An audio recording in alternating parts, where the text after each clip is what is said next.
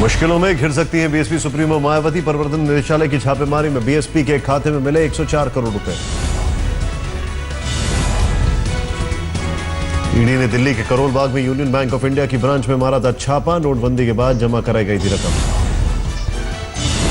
सूत्रों के मुताबिक बीएसपी के खाते में नोटबंदी के बाद 8 बार जमा कराया गया पैसा। कुल रकम 104 करोड़ रुपए। करोल बाग के यूनियन बैंक ऑफ इंडिया में मायावती के भाई आनंद कुमार का भी खाता नोटबंदी के बाद जमा हुए 1 करोड़ 43 लाख।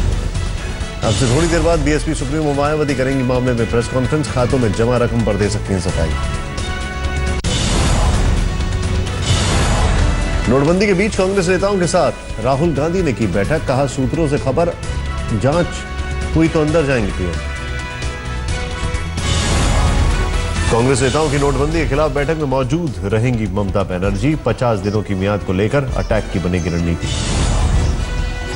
नोटबंदी के खिलाफ विपक्ष की एकजुटता में दिखी दरार। एनसीपी, जेडीयू, सीपीआई, सीपीएम ने कांग्रेस की मोर्चाबंदी से किया किनारा। विपक्षी पार्टियों की बैठक पर जेडीयू नेता केसी त्यागी का बयान, हमें नहीं मिला कॉमन एजेंडा। कांग्रेस की अगुवाई में मोर्चाबंदी में शामिल होगी जेडीएस। पार्टी नेता दानिश अली ने कहा नोटबंदी पर सरकार को करेंगे बेनकाब। देश के जाने माने अर्थशास्त्रियों के साथ नोटबंदी पर मोदी सरकार का मंथन। देश के आर्थिक हालात पर शाम को पीएम करेंगे चर्चा। बैठक में नीति आयोग अगले 15 साल के रोड मैप का देगा प्रेजेंटेशन। हालात सुधारने को लेकर भी होगी चर्चा। अर्थशास्त्रियों की बैठक में वित्त मंत्री अरुण जेटली भी रहेंगे शामिल। कैश की किल्लत को दूर करने के उपायों पर हो सकती है बात।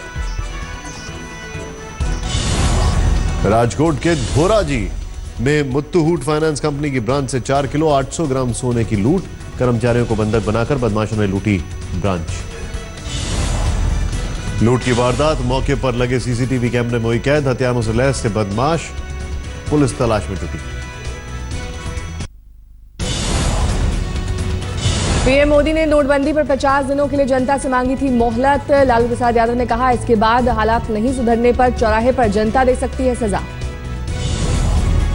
आरजेडी अध्यक्ष लालू प्रसाद यादव नोटबंदी को लेकर पीएम मोदी पर कर चुके हैं बड़ा वार। बोले पूरे होने वाली है 50 दिनों की मियाद। पीएम को ढूंढ लेना चाहिए पसंदीदा चौराहा। गुजरात के नवसारी में लोक गायक पर बरसाए गए 1.5 करोड़ के नए नोट। गुजराती कलाकार फरीदा मीर और माया भाई आहिर की भजन संध्या में लुटाए गए नोट।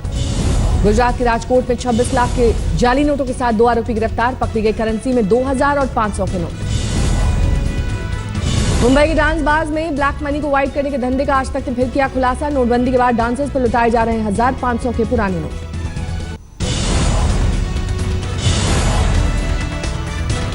नोटबंदी के बाद कालाधन सफेद करने वालों पर सरकार ने कसी नकेल। देश भर के बड़े कार डीलरों को इनकम टैक्स विभाग ने जारी किया नोटिस। नोटिस में डीलरों से मांगी गई 1 नवंबर के बाद कारों की बिक्री की जानकारी। डीलर को बताना होगा कि 1 नवंबर के बाद किसे और कब नई कार बेची। डीलरों से कार की डिलीवरी और पेमेंट के तरीकों की जानकारी भी मांग गई। डीलरों को 1 नवंबर के बाद अपने खातों की जानकारी भी आयकर विभाग को देनी होगी। तमिलनाडु के पूर्व मुख्य सचिव राम मोहन राव ने आयकर छापों के बाद पहली बार मीडिया से की बात। खुद पर लगे आरोपों को बताया बेबुनियाद। राम मोहन राव का आरोप, बनाया जा रहा है निशाना, खतरे में है मेरी जान।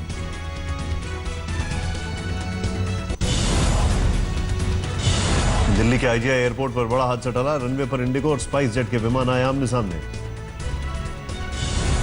जिस रनवे से स्पाइस जेट को करना था टेक ऑफ, उसी पर आई 176 यात्रियों से भरी इंडिगो की फ्लाइट।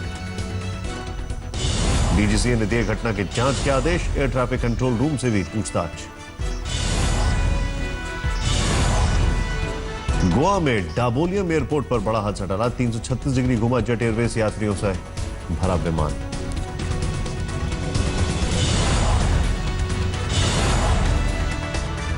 सुबह करीब 5 बजे रनवे पर फिसला था विमान।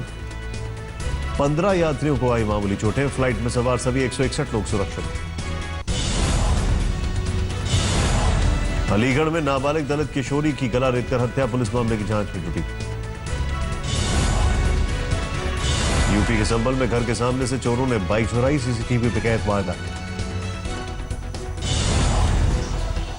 चेक चोरी कर लोगों को ठगने वाले गिरोह का एक सदस्य आया पुलिस की गिरफ्त में। 4 लोगों से ठगे थे करीब 2 लाख रुपए।